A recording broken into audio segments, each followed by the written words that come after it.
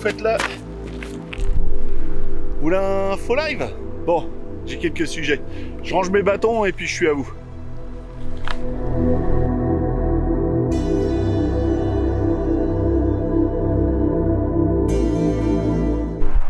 Salut, c'est Ibarhammer. Bon, aujourd'hui on se retrouve encore pour un faux live. Hein. J'ai des gens qui aiment bien et puis moi ça me fait... Je trouve ça assez sympa, c'est pas trop compliqué à faire. Bon, je voulais vous faire une petite intro avec le drone, c'est loupé. J'ai regardé l'application UAV sur mon téléphone, je vous montre ça en gros. 25 km/h le vent, mais ce qu'il y a, c'est qu'il y a des rafales à 51 km/h, donc si je lève un tout petit poil au-dessus des arbres là, et ben j'ai plus de drone. Donc c'est foutu. Vous avez vu l'autre fois dans la voiture, c'était pas facile, il a fallu que je récupère, je range mon téléphone, il a fallu que je récupère le son, parce que le petit micro Sennheiser, le petit micro pardon, cravate ne marchait pas.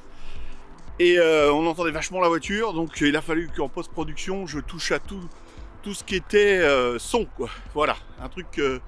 Et puis après, le retour s'est fait un peu de nuit, c'est pareil, j'étais dans le noir, c'était pas terrible. La GoPro, elle a un petit capteur, et puis bon, j'allais pas me mettre un éclairage dans la voiture, après ça m'aurait gêné pour conduire. Pour en revenir au micro Sennheiser sur le petit Sony, là, ça marche pas mal avec le vent, avec sa bonnette. Par contre, je lui ai mis le GorillaPod, et on entend mes bruits de main. Au changement de main, si je tape un peu fort dedans, il faut que je fasse attention, on entend mes bruits de main. Donc je sais pas si c'est dû à des coups, voilà, parce que je change souvent de main à cause du poids, hein. Et puis voilà, c'est suivant mes humeurs, comme ça répartit le poids, un coup sur une main, un coup sur l'autre, puis parce que je tends le bras quand même, parce que c'est pas un grand angle là, donc je suis obligé de tendre le bras, sinon on verrait que ma tête, qu'on voyait un petit peu derrière moi. Donc je suis au milieu de prés, hein. C'est des prés aux vaches. Bon, alors on va en venir au sommaire. Le sommaire aujourd'hui, on va parler d'imprimante 3D. En 1. En 2, on va parler de chaînes payantes comme Netflix ou Prime. En 3, on va parler d'un petit jeu que j'aime bien, un jeu de plateau, un vieux jeu. Hein, j'ai vu que les jeux de rôle, ça vous plaisait. Alors, sujet numéro 1. L'imprimante 3D, donc moi j'ai une Dagoma, un Neva, c'est une marque française, donc pas le plateau chauffant, elle date un peu, hein, mais c'est, en fin de compte, on la sort de la boîte et elle fonctionne direct. Elle n'a pas de plateau chauffant, donc on peut faire que du PLA. J'ai fait pas mal de trucs avec, je vous montre des sites là où on trouve plein de choses, c'est-à-dire que je ne fais pas de modélisation, moi je sais pas le faire, il y a des programmes pour ça. Moi je prends des choses qui ont été déjà faites, qui sont partagées gratuitement sur ce site. Donc ça va de la sculpture aux objets pour la voiture. Qu'est-ce qu'il y a d'autre? Il y a plein de choses, plein d'objets. Moi j'ai fait un truc pour porter mon téléphone que j'ai après réadapté avec une pince, parce que mon téléphone est très gros, pour mettre dans ma berlinguette. Donc c'est vrai que la couleur bleue c'est un peu pétant, mais c'est bon, ça fonctionne bien, ça tient. J'ai fait aussi un porte-casque, ça j'en suis content, parce que c'est un des trucs que je me sers le plus sur mon PC. J'ai fait des petites sculptures, des petits jouets pour mon gamin. Et là j'ai fait un robot, mais j'arrive pas à mettre les élastiques.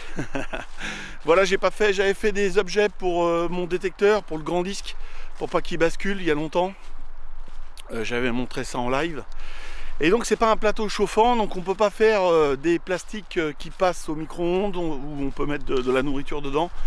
Moi c'est du PLA, donc c'est dégradable. Donc il existe des imprimantes moins chères, hein. Je pense que les premières doivent apparaître vers les 120 € à peu près, parce que moi je crois qu'elle coûte plus de 400 € maintenant, parce que moi j'ai l'ancienne, maintenant la nouvelle coûte encore plus cher. Moi elle coûtait dans les 400 €, maintenant elles doivent être à 500. J'étais tout content de mon achat, j'ai commencé à faire plein de choses, et puis le petit problème c'est qu'on m'a dit fais gaffe, les plateaux qui sont pas chauffants, les pièces se décollent facilement. Donc oui, ça m'est arrivé 2-3 fois, ça dépend le PLA qu'on utilise. Moi les rouleaux que j'ai là, je vous montre ça, j'achète ça sur Amazon, ils sont pas très chers, il y a des couleurs qui pètent, c'est assez sympa. Le noir, j'aime bien les noirs brillants, le rouge, tout ça, le bleu là il est pas mal. Et pour faire des objets, c'est assez marrant. Et puis, qu'est-ce que je voulais dire? C'est assez lisse. Après, on peut relisser avec un produit, hein, si on veut vraiment que la... Mais ils ont sorti des imprimantes en résine, ils ont sorti plein d'autres choses, des plateaux chauffants, mais ce qu'il y a, c'est que les imprimantes qui étaient les modèles d'en dessous, un prix en dessous, il fallait les monter entièrement. Donc plus, par exemple, je sais pas, celle à 120, si elle est à moitié montée, je me rappelle à mon époque, elle coûtait plus de 300 balles. Voilà. Et il fallait la monter, et le plus dur, c'est le calibrage. Moi, j'appuie sur un bouton, et le calibrage se fait automatiquement. Ça fait que je peux la déplacer, la remettre dans son carton, l'emmener n'importe où, la remettre sur une table plate, hein, bien sûr. J'appuie sur le bouton, ça recalibre tout. Enfin, j'y enlève les petites cales, et puis ça recalibre tout. Et je suis tranquille, c'est reparti. Voilà, donc il m'arrive un petit souci. À force de décaper le plateau, et je l'ai décollé, parce que c'est une espèce de gomme. Alors ça se rachète, hein, mais là j'ai vu qu'ils avaient complètement changé. Maintenant ils font un plateau aimanté, un plateau de gomme, un truc qui... Alors ça coûte beaucoup plus cher qu'avant. Avant je pense que dans les 11 €, il me semble bien, hein, on avait un plateau. Maintenant ça monte dans les 46 balles. Donc faut voir, faut que je vois ça avec Dagoma. Hein, pour voir s'ils vendent pas juste le petit plateau gomme ou... Mais bon, ça a l'air pas mal. On peut le tordre un petit peu... à essayer, mais là moi je vous montre, j'ai fait un petit trou dedans en décollant ma pièce, elle était vraiment trop collée. Je vous reprends tout de suite parce que j'ai un petit souci, j'ai mon gorillapod qui est en train de se dévisser. Sujet numéro 2, normalement ça devrait moins secouer, hein. J'ai refixé un peu mon gorillapod, il était mal fixé, et puis la petite caméra je l'avais laissée pour voir les objets, donc la stabilisation était défaite. Un petit réglage, j'espère que c'était pas trop désagréable jusqu'à maintenant. Donc sujet numéro 2, on va parler un petit peu de Prime, Netflix, tout ça. Donc c'est bien, on paye un abonnement, hein, on commence à regarder une série. Je commence à comprendre pourquoi les gens se partent à fond sur la série, quoi. Par exemple, s'il y a 3 saisons, ils se bouffent les 3 saisons, peuvent plus s'arrêter. Généralement ils se tapent une saison par soir, ils dorment plus. Mais je commence à comprendre parce que voilà, j'étais sur Prime, alors je me rappelle plus, hein, ça fait série un petit peu allemande.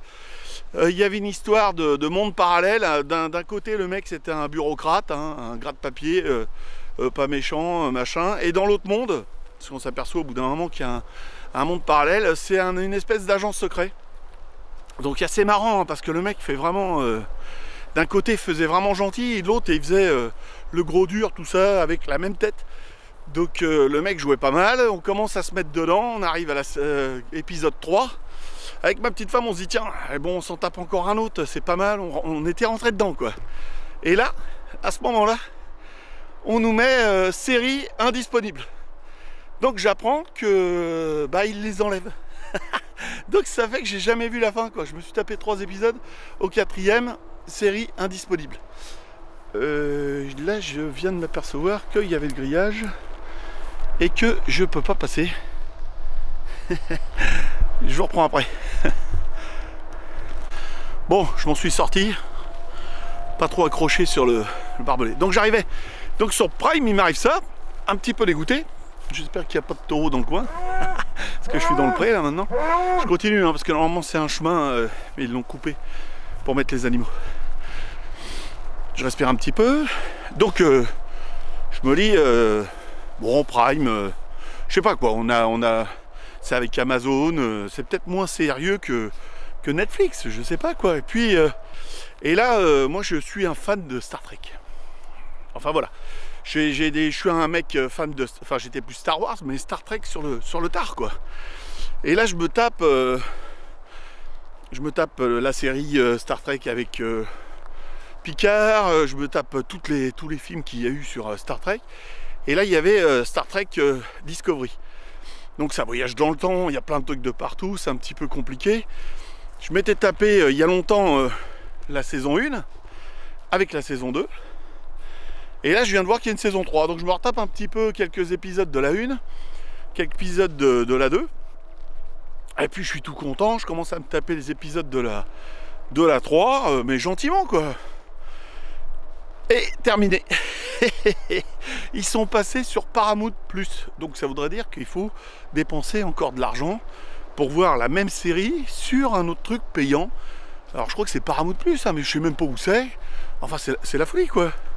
On se tape une petite série, on est tout content, on dépense tant par mois, et pour en fin de compte pas la voir ou pas voir la fin. Donc c'est un petit peu frustrant, donc un petit coup de gueule quoi, voilà. Autant s'acheter le coffret quoi. Hein, je pense que si on compte par mois, au moins je l'avais entière et puis je pouvais la regarder plusieurs fois, vu qu'au bout d'un moment ils les enlèvent. Donc ça veut bien dire qu'on les a pas à vie. Moi je croyais pas, je croyais qu'on les avait un peu plus longtemps quoi. Voilà, je suis un peu déçu. Merci Prime, merci Netflix, ça m'a bien niqué quoi. Donc si quelqu'un a les CD, je suis preneur, hein. Je voudrais voir la fin parce que bon, spoiliez pas dans le... Faites pas de spoil dans le... Racontez pas la fin, hein.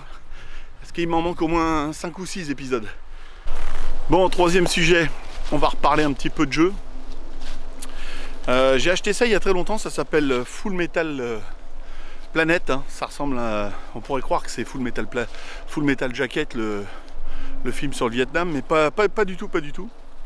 En fin de compte, c'est un jeu de plateau, un wargame, mais tout est dans la boîte. Et rien n'est laissé au hasard, en fin de compte, il n'y a pas de dés. Donc quelqu'un qui n'a pas de chance peut jouer à ce jeu-là, parce qu'en fin de compte, c'est que de la stratégie, c'est un peu comme un jeu d'échecs. Donc on est dans le futur, on doit atterrir sur une planète, on récupère du minerai, ça va bientôt nous arriver, ça, dans la vie. Mais il y a une météo un peu capricieuse. Un coup c'est marée normale, donc on peut se balader un peu partout. Un coup c'est marée basse, donc tous les véhicules roulants peuvent aller un peu plus loin. Et un coup c'est marée haute, donc là il faut des bateaux, des barges pour transporter tout ce qui est véhicule roulant d'un îlot à l'autre.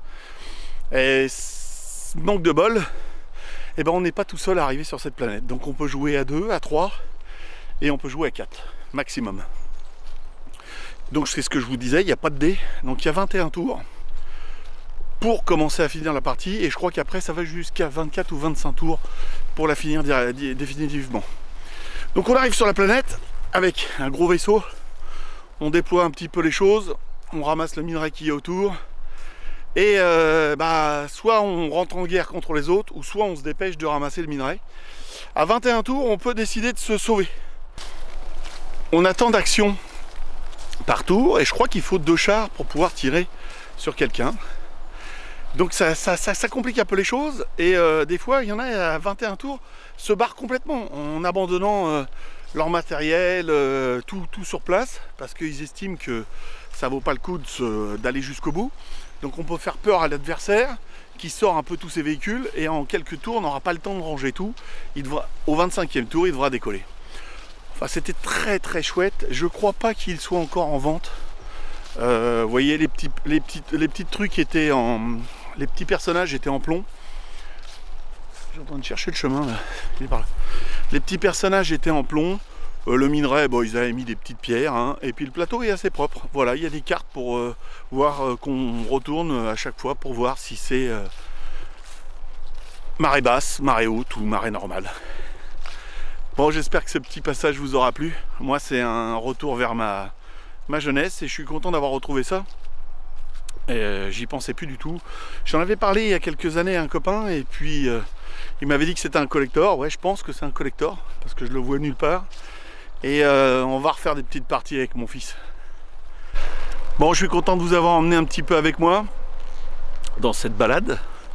J'espère que ces faux lives vous plaisent. Il y a plein de sujets différents. Si, je sais pas, vous pouvez rebondir dans le texte en dessous, hein. S'il y a des... J'ai vu, il y a Tourangeau qui m'a dit que les drones c'était pas à 160, je crois que j'avais dit 150, mais ouais, ça peut-être, la loi c'est peut-être durci, c'est peut-être plus bas. De toute façon, moi je l'envoie nettement moins haut maintenant. C'est sympa. Il y en a qui me disaient qu'ils connaissaient pas du tout les jeux de rôle. Il y a pas mal de gens aussi qui ne... qui n'ont pas d'abonnement YouTube, donc ils ne peuvent pas s'abonner, et qui me répondent par texto, c'est assez marrant, ou sur Facebook ou sur Insta, ils me répondent directement. Donc j'étais étonné, il y a pas mal de gens qui sont intéressés par les jeux de rôle, peut-être qu'on y reviendra. Je vous dis à la prochaine, et puis petit pouce en l'air, abonnez-vous si vous pouvez, hein, si vous pouvez, abonnez-vous, parce que ça fait toujours Ça montrera plus de monde mes films. Et puis mettez la petite cloche, comme ça vous recevez le message qu'il y a un nouveau film. Allez, à bientôt.